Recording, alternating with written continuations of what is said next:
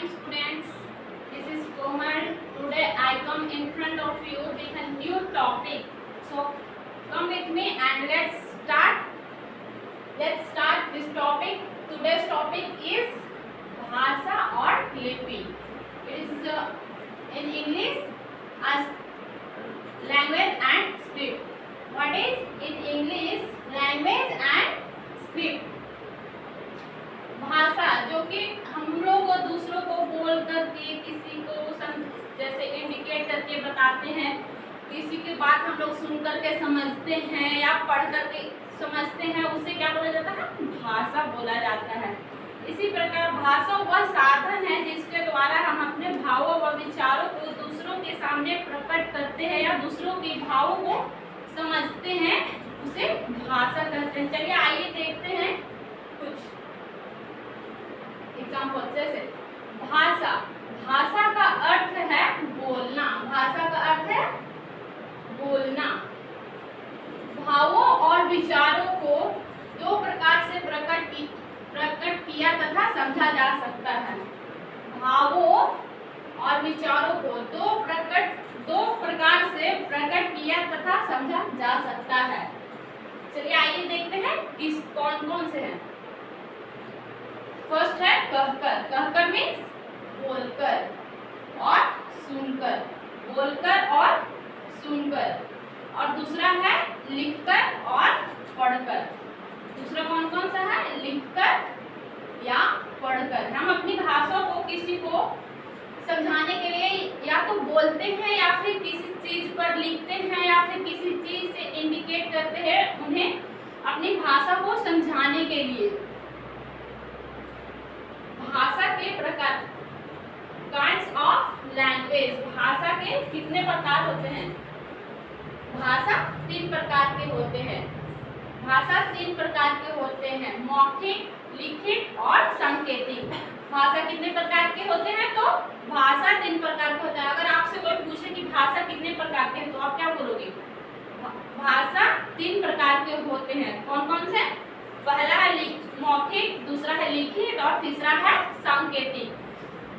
चलिए आइए देखते हैं भाषा. मौखिक भाषा. मौखिक भाषा नॉर्मली लोग क्या बोलते हैं उसे? Oral language. क्योंकि अब तो सारे बच्चे इंग्लिश मीडियम में ही पढ़ते हैं तो मौखिक भाषा तो कोई उतने जानते नहीं. ज्यादातर स्टूडेंट्स क्या जानते हैं? Oral language. तो आइए देखते हैं ओरल लैंग्वेज. जब हम अपने मन के भावों और विचारों को बोलकर प्रकट करते हैं तो उसे मौखिक भाषा कहा जाता है. कौन सा भाषा कहा जाता है?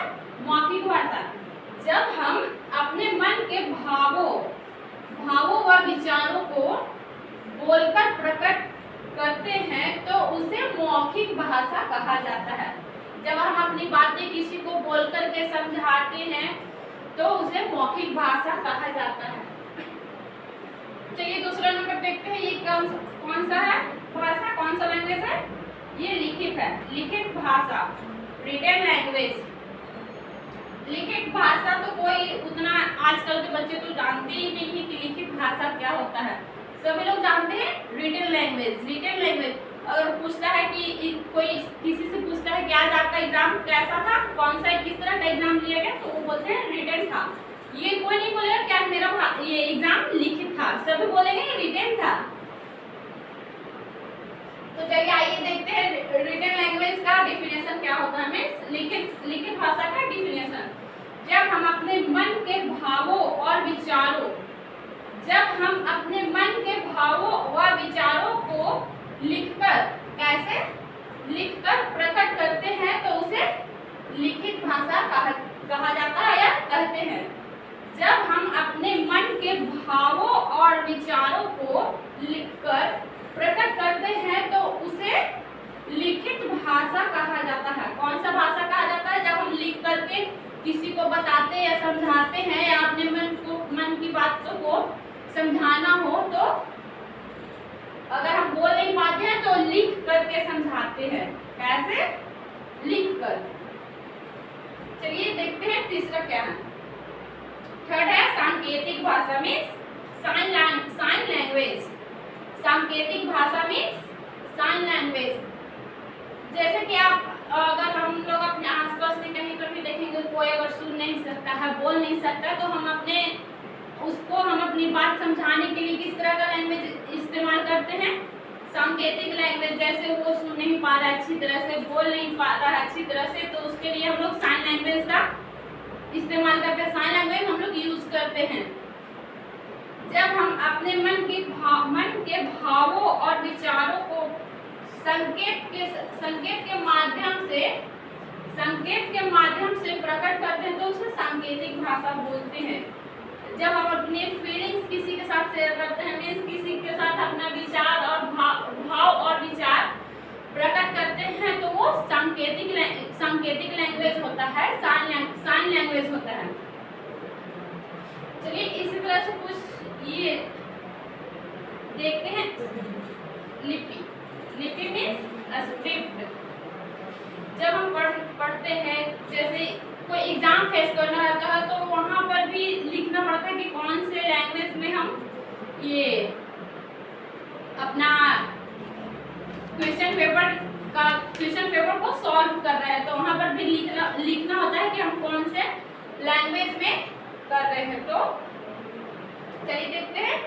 लिपि मीन्स स्क्रिप्ट। भाषा को लिखने के लिए जिन चिन्हों का उपयोग किया जाता है उन्हें लिपि कहते हैं। भाषा को लिखने के लिए जिन चिन्हों का उपयोग किया जाता है उन्हें लिपि कहते हैं। हिंदी भाषा की लिपि देवनागरी है। मीन्स हमारी जो हिंदी भाषा है उसकी लिपि क्या है? देवनागरी है। चलिए यहाँ पर देखते हैं कुछ भाषाएं और उनकी लिपियां। तो हिंदी भाषा की लिपि क्या है? देवनागरी है। और अंग्रेजी भाषा की लिपि क्या है? रोमन है। संस्कृत भाषा की लिपि क्या है? देवनागरी है। उर्दू भाषा की लिपि क्या है? फारसी है। एंड पंजाबी भाषा की लिपि क्या है? गुरुमुखी है।